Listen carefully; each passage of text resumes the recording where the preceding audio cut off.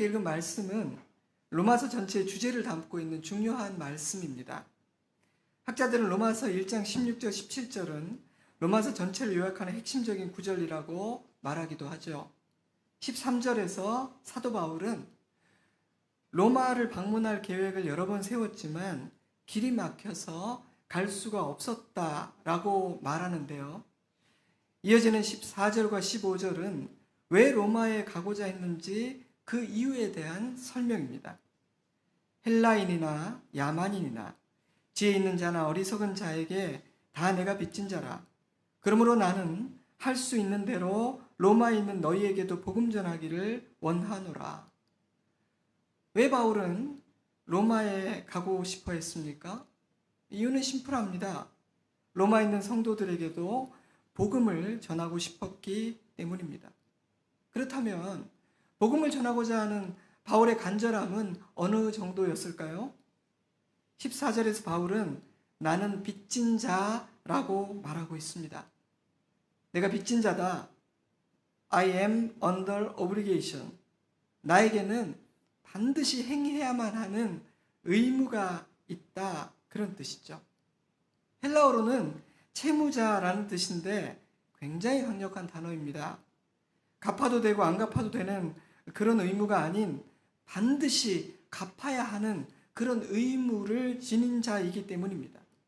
이 빚이란 것은요, 그것이 청산되기까지는 그 사람을 종속시키잖아요. 바울에게 복음을 전하는 일은 그 정도의 무게를 지니고 있었던 겁니다. 그렇다면 바울은 언제부터 스스로를 빚진 자라고 생각하게 되었을까요? 다메섹 도상에서 자기가 핍박했던 예수 그리스도를 만난 날 이후부터입니다. 다메섹에 그리스도의 가르침을 따르는 사람들이 있다는 정보를 입수한 바울은 그들을 체포하기 위해 다메섹으로 향했습니다. 그런데 다메섹에 가까이 이르렀을 때 하늘로부터 빛이 내려와 그를 둘러쌌고 예수님의 음성이 들렸죠. 나는 내가 박해하는 예수다. 일어나 시내로 들어가라. 그곳에 이제 앞으로 네가 어떤 일을 하며 살아야 되는지를 말해줄 사람이 너를 기다리고 있다. 땅에서 일어난 바울은 눈을 떴지만 아무것도 볼 수 없었습니다. 그래서 사람들의 손에 이끌려 다메섹에 이르렀고요. 보지 못하고 먹지도 마시도 못한 채로 3일을 보내게 되죠. 저는 이 3일이 바울이 빚진 자 의식을 갖게 된 결정적인 시간이었다고 확신합니다.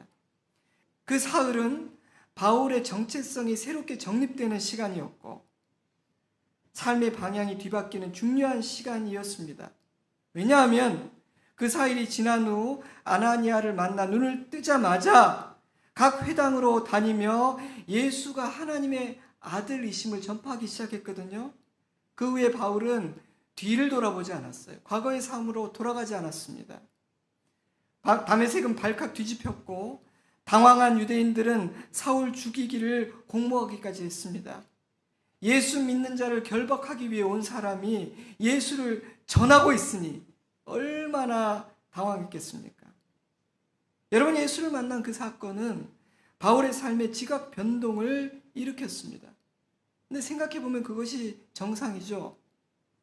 예수를 만났고 예수를 믿는데도 아무런 일이 일어나지 않는 것이 비정상입니다. 안타깝게도 오늘날의 교회와 그리스도인들은 그런 비정상적인 일을 정상으로 여기는 데 익숙해져 버린 것 같습니다. 거듭났음에도 불구하고 새롭게 되지 않는 것을 이상하게 여기지 않고 복음이 내 삶에 새 일을 행할 것이라는 기대감도 없습니다. 하지만 여러분, 우리가 진정 복음을 믿는다면 새로운 삶, 새로운 일을 기대하는 것이 마땅하지 않겠습니까? 아무 일도 일어나지 않는 것을 비정상으로 여기는 것이 정상 아니겠어요? 그렇다면 바울은 누구에게 빚을 졌나요? 바울은 그리스도에게 은혜와 사랑의 빚을 졌습니다. 저는 고린도전서 15장 10절 말씀이 바울이 가졌던 빚진 자 의식이 어떤 것인지를 가장 잘 설명해 주고 있다고 확신합니다.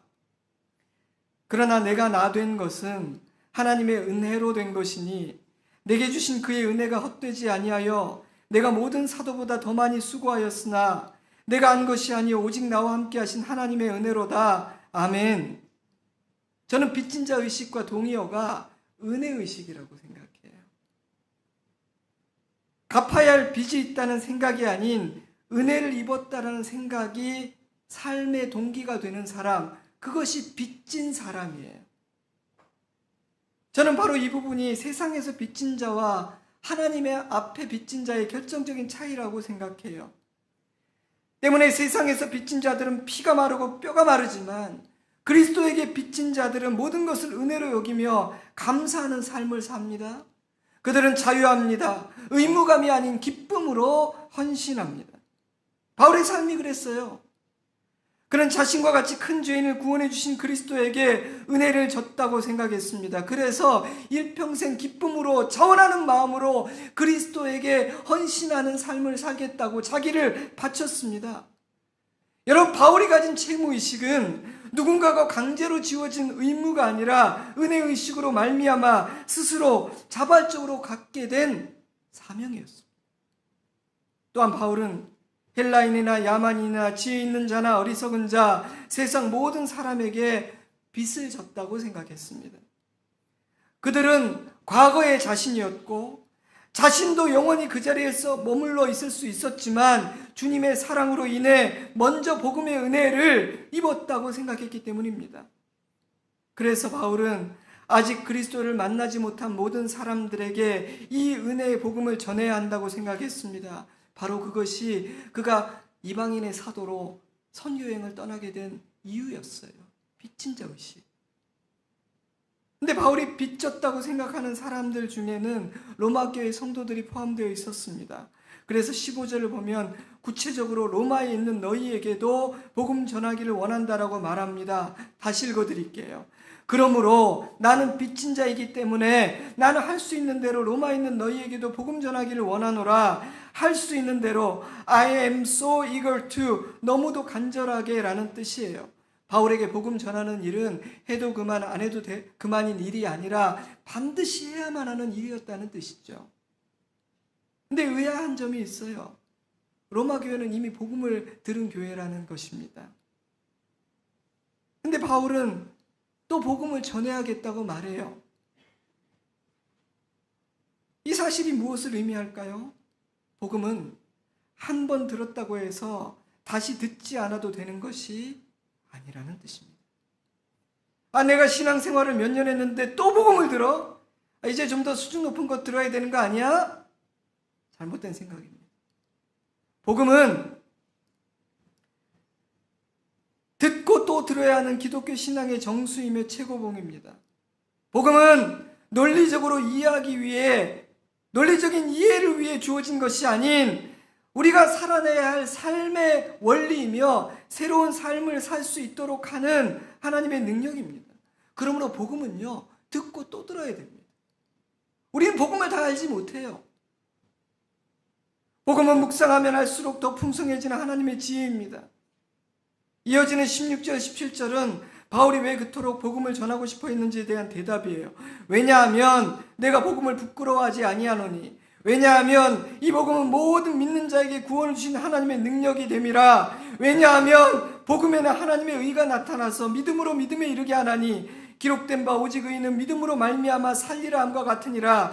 한글 성경은 생략하고 있지만 헬라어로 보면 가르, 왜냐하면이라는 접속사가 3번 나와 있어요.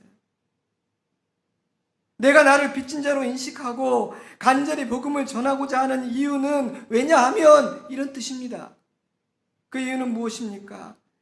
많은 이유가 있겠지만 한마디로 말하자면 이 복음은 모든 믿는 자에게 구원을 주시는 하나님의 능력이기 때문입니다.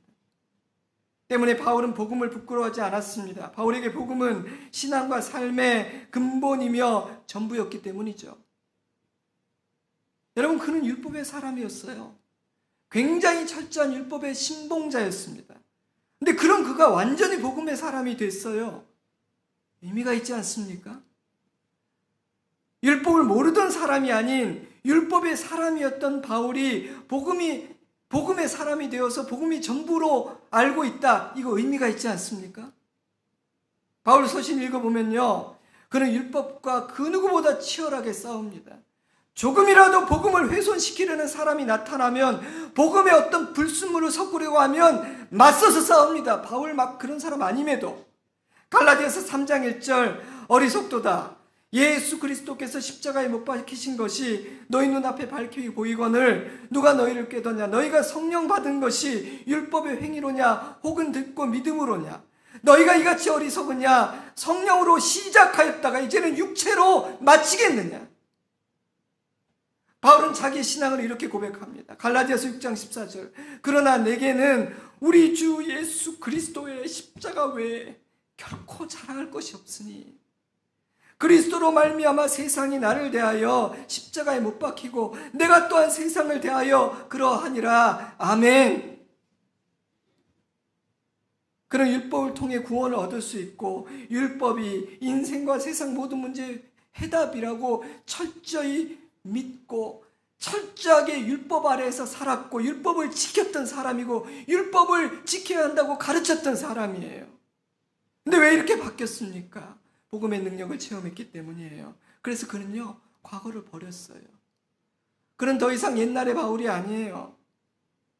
다메섹 도상에서 그리스도를 만난 바울은 자신의 과거의 확신이 잘못된 것임을 깨닫게 됩니다. 복음 아래 사는 삶은 율법 아래에서 살았던 삶과 너무 달랐어요. 율법은 짐을 지우고 종로를 타게 하고 구원을 주지 못했지만 그리스도의 복음은 자유하게 했고 기쁨을 주었으며 평강 가운데 거하게 했고 구원을 주었습니다. 자기가 그것을 경험하게 되자 과거의 자신과 같은 삶을 살고 있는 사람들의 눈에 들어오기 시작했어요. 그리고 나에게 복음을 주신 이유는 그들에게 이 복음의 은혜를 가르치라는 뜻이구나. 바울은 깨달았어요. 그것이 내가 빚진 자라는 고백의 의미예요. 저는 이러한 바울의 삶의 여정과 신앙 고백이 이 시대를 사는 우리에게 주는 하나님의 강력한 메시지라고 확신합니다. 자, 이제 우리 얘기를 좀 해보죠. 하나님께서 새 공간을 주셨습니다. 다 설명 못 드리지만 과정은 굉장히 길었고 진짜 많은 우여곡절들이 있었어요. 하지만 해피엔딩이에요. 많은 분들의 수고와 기도가 있었습니다. 성도들의 헌신과 교회의 사랑에 저는 감동했고 이렇게 교회를 아끼고 살아가는 줄 죄송하지만 이번에 진짜 깨달았어요. 감사하다. 특히 우리 세 분 목사님이 진짜 죽도록 충성하셨습니다. 여러분들 진짜 우리 세 분 목사님 상 주시고 진짜 수고했다고 격려 많이 해주셔야 돼요. 이전에 있었던 우리의 공간은 하나님의 선물이었습니다. 그곳에서 저희 모두는 너무 감사하고 좋은 시간을 보냈습니다. 저는 모든 것이 만족합니다. 근데 새 공간은 더 감사해요. 여러분도 더 감사했으면 좋겠습니다. 근데 공간보다 중요한 것은 이곳에서 일어날 일입니다. 저는 이 공간에서 오직 주님께서 기뻐하실 일, 주님의 뜻을 이루는 일만이 일어나기를 바랍니다. 아멘. 우리가 해야 할 일을 주님께서 가르쳐 주시기를 저는 매일 기도합니다. 절대 제가 앞서지 않을 겁니다. 가르쳐 주시는 만큼만, 주님이 원하신 속도대로만 걸어갈 겁니다. 여러분도 그리하시기 바랍니다. 저의 마음은 지금 그 어느 때보다 고요하고 잠잠하지 전혀 흥분감은 없습니다. 주님을 따를 겁니다. 무엇이 우리 교회와 우리 모두의 마음과 생각의 중심에 있어야 할까를 고민했습니다. 어렵지 않게 로마서 1장이 떠오르더군요. 이 어려운 시대에 새로운 챕터를 시작하는 우리의 중심을 잡아줄 수 있는 것은 복음뿐이기 때문이에요. 우리는 정말 어려운 시대를 삽니다. 전쟁과 기근, 전염병, 전 세계적인 경제위기, 팍팍해진 살림살이, 만연한 절망감과 우울증, 어느 것 하나 쉬워 보이는 구석이 없습니다. 우리가 의지하고 소망을 걸어왔던 모든 것들이 무너져 내리고 있습니다. 저는 하나님께서 변하지 않는 복음, 하나님의 구원의 능력인 이 복음을 더 깊이 묵상하고 그 위에 우리의 삶을 세우고 복음으로 살아야 하는 때라고 강력하게 말씀하고 계신다고 확신합니다. 다른 것 다 버려도 돼. 이걸 붙잡아라 이렇게 말씀하고 계신다고 믿습니다. 여러분, 우리는 어떤 시대를 살고 있는 것 같습니까? 제가 전문가도 아닐 뿐더러 저는 미래학에 대한 학위도 없고 또 이 복잡다단한 이 시대를 몇 문장으로 정리할 수는 없지만 제가 생각해온 이 시대를 이해하는 키워드 3가지를 생각해 보았어요. 첫째로 다양성입니다. 서구 사회에 비해 한국 사회는 상당히 획일화된 사회라고 저는 생각했습니다.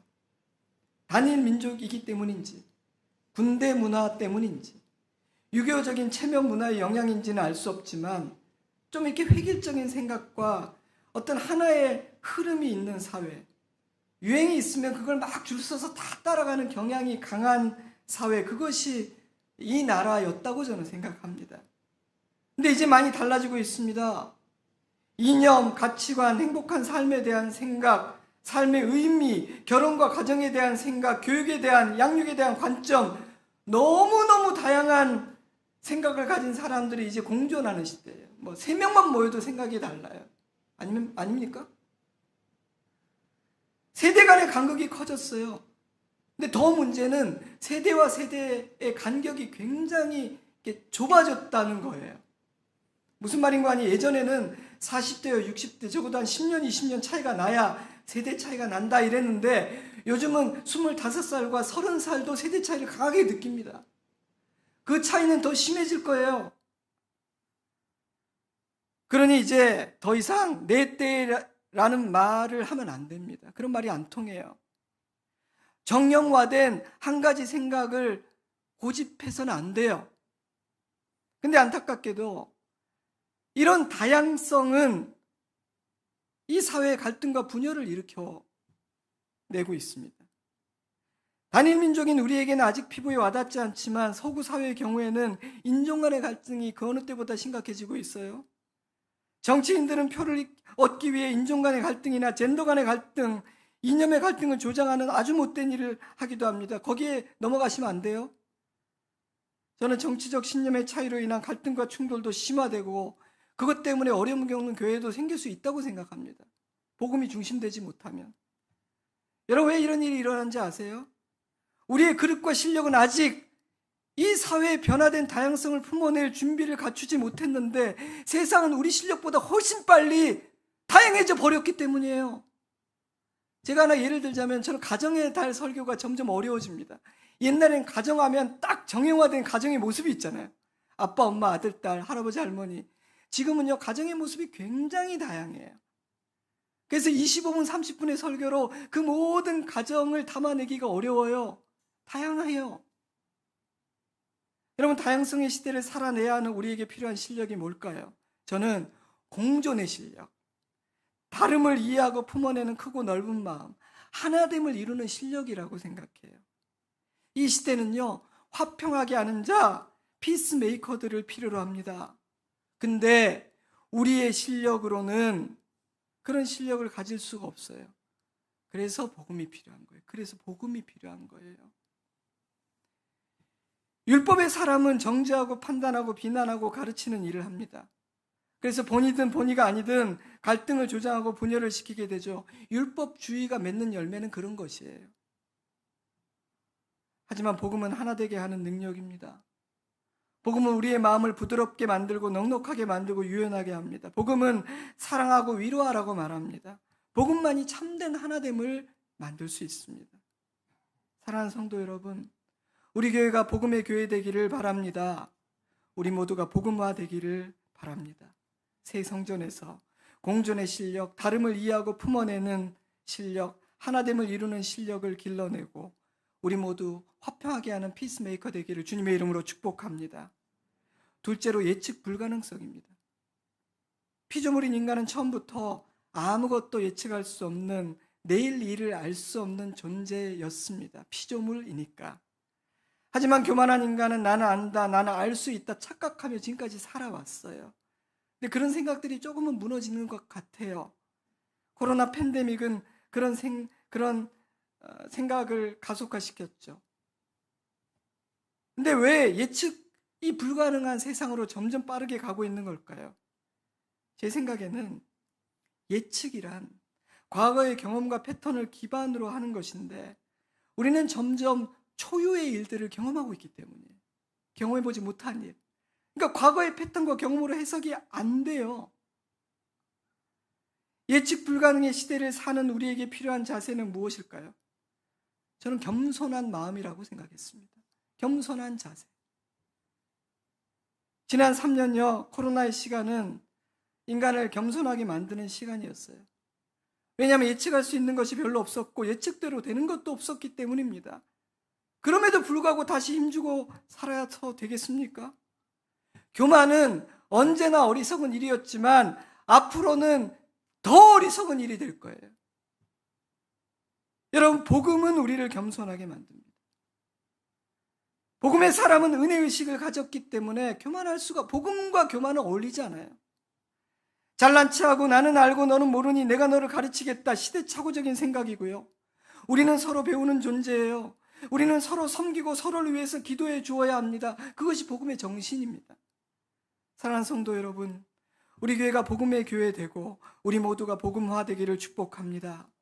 새 성전에서 그리스도의 겸손을 배웁시다. 셋째로, 엄청나게 빨라진 변화의 속도예요.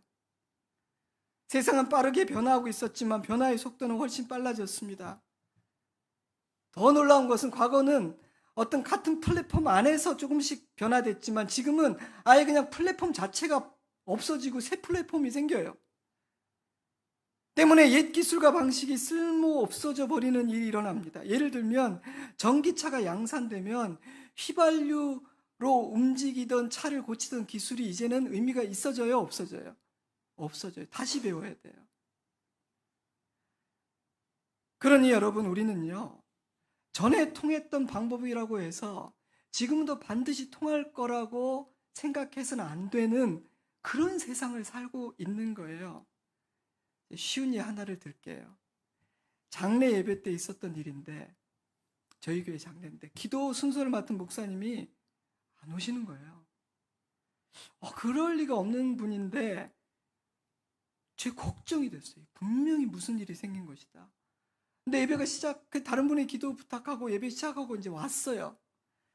끝나고 들었는데 왜 늦었는가? 무슨 일 있었던 거 아니냐? 그게 아니고 광역버스를 타고 올라 그랬는데 아침 출근 시간에 사람이 많고 바쁘니까 전날 앱으로 예약한 사람만 태워주더래요. 근데 이 나이가 젊은 분인데도 그걸 몰랐던 거예요. 탈락할 때 예약하셨어요? 아닌데요. 그러니까 내리세요. 몇 대를 놓친 거예요. 저는 위로를 해줬어요. 얼마나 속이 탔을까? 시간은 가고 버스는 계속 지나가고. 여러분, 세상이 그렇게 바뀌고 있어요. 그래서 저는요, 우리 목사님들에게 모르는 게 많아서 막 우리 목사님들이 물어보면 다 주님이 답을 주시고 또 우리 목사님들이 답을 주시거든요.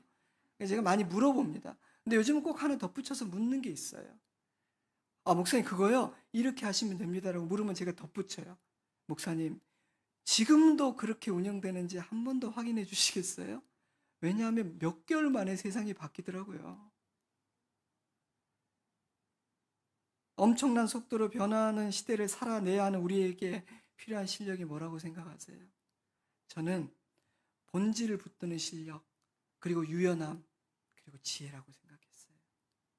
본질을 붙드는 실력, 변하지 않는 것을 꼭 붙드는 실력과 그 외의 것들에 대해서 유연함을 갖는 것과 지혜로움이 필요하다고 생각했어요. 너무나 유명한 문장입니다. 본질적인 것에는 일치를, 비본질적인 것에는 자유를, 그리고 모든 것에는 사랑을. 화장실에 굉장히 많이 붙어 있어요.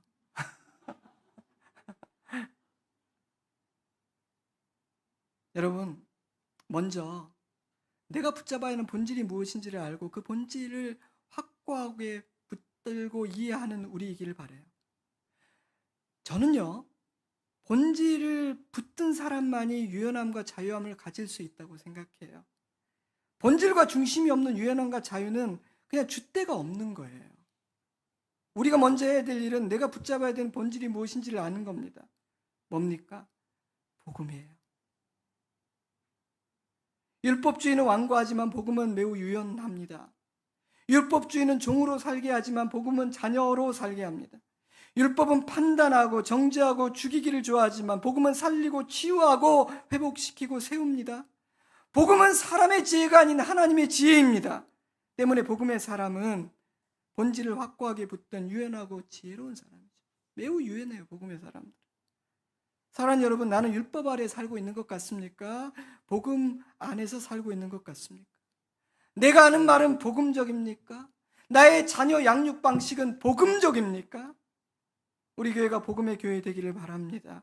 새 성전에서 더욱 굳건하게 복음을 붙들고 유연해지고 지혜로워질 수 있기를 주님의 이름으로 축복합니다. 그러면 오늘 기도해 주신 것처럼 세상이 우리를 보면서 와, 나도 하나님을 알고 싶다라고 생각을 할 거예요. 근데 왜 그리스도인들과 교회를 보면서 매력을 느끼지 못하는가? 뭐 이렇게 살아보면 뭐 봉사를 더해야 저는 그런 거라고 생각. 봉사는 지금도 많이 합니다. 세상이 우리를 보면서 복음의 유익을 못 보는 거예요. 우리의 인격에서 복음의 능력이 보이지 않아서 그런 거지. 더 뭐 교회가 봉사를 많이 하고 뭐 뭘 공공성을 더 그것이 아니에요. 그건 하고 있어요. 저희도 애를 쓰고 있어요. 근데 일상에서 만나는 사람과의 관계에서 말에서 표정에서 우리의 선택과 행동에서 복음을 못 느껴서 그런 거예요. 여러분 말씀을 맺겠습니다. 오늘 사실 첫 주라 짧게 설교를 하려고 그랬는데 뭐 그냥 하는 겁니다. 말씀 듣겠습니다. 우리는 참으로 어려운 시대를 살고 있고요. 죄송하지만 더 어려운 시대를 살게 될 거예요. 어렵다 어렵다 힘들다 힘들다 다들 말하지만 저는 마지막 날의 환난은 아직 시작도 되지 않았다고 생각하는 사람입니다. 아직 우리는 본 게임을 보지도 못했어요. 저는 우리 주님 다시 오실 날이 가까이 왔음을 느끼고 그리고 속히 오시기를 간절히 기도합니다. 그래도 새 성전에 왔으니 몇 년은 써보고 오셔야지 저는 그런 생각 없습니다. 천국의 예배가 훨씬 좋을 텐데요. 이런 시대에 무엇이 우리의 중심을 잡아줄 수 있고 무엇이 우리를 그리스도인답게 하고 교회답게 할까? 복음입니다. 복음만이 합니다. 상처가 깊은 시대입니다. 많은 사람들이 여러 가지 이유로 아파합니다. 제가 주중에 정말 많은 시간을 보내는 사역은 상담하는 일이에요. 위로와 치유와 은혜가 필요한 시대입니다. 무엇이 우리를 치유할 수 있을까요? 복음이 우리를 치유할 수 있습니다. 사랑하는 성도 여러분, 내가 복음의 사람인지를 점검합시다. 복음이 나의 말과 행동과 선택의 기초가 되도록 확실하게 만듭시다. 복음 외에 다른 것이 우리 교회의 중심과 본질이 되는 것을 허용하지 맙시다. 저는요, 복잡하게 많은 일을 하지는 않을 거예요. 저는 오히려 우리 교회가 아주 단순 심플해지기를 원해요. 많은 일로 인하여 염려하고 근심하는 마르다의 교회가 아닌 좋은 것을 택하여 자유하며 기쁨을 빼앗기지 않는 마리아와 같은 교회로 세워가기를 원합니다. 여러분 두 가지를 마음에 담고 말씀을 마치겠습니다. 첫째로 우리 모두 복음의 사람이 됩시다. 이걸 결심합시다. 나의 생각, 말, 행동이 복음적이 되는 것, 그게 복음화예요. 예수 안 믿는 사람에게 복음 전하는 것이 아니라 내가 복음화 되는 것은 그런 겁니다. 둘째로 복음의 증인이 됩시다. 빚진 자 의식을 가진 증인이 필요합니다. 마지막 추수의 때니까요. 바로 내가 부름받은 증인임을 잊지 마시기 바랍니다. 마지막으로 이제 현장 예배에 많이 나오세요. 변이가 생기거나 또 다른 변고가 생기면 또 문 닫아야 됩니다. 그러니까 문 열려 있을 때 이제는 좀 주일에는 만나서 얼굴도 보고 또 교제도 하고 그렇게 신앙생활 했으면 좋겠습니다. 같이 기도하겠습니다. 우리 조용히 반주를 들으면서 우리 한번 기도했으면 좋겠습니다. 들은 말씀, 주신 말씀을 기억하면서 주님 복음이 내 삶의 중심이 되게 하소서. 복음이 우리 가정의 중심이 되게 하소서. 복음이 우리 교회의 중심이 되게 하여 주옵소서. 소원을 가지고 우리 같이 기도하겠습니다. 함께 기도합니다. 아버지 하나님, 아버지 하나님.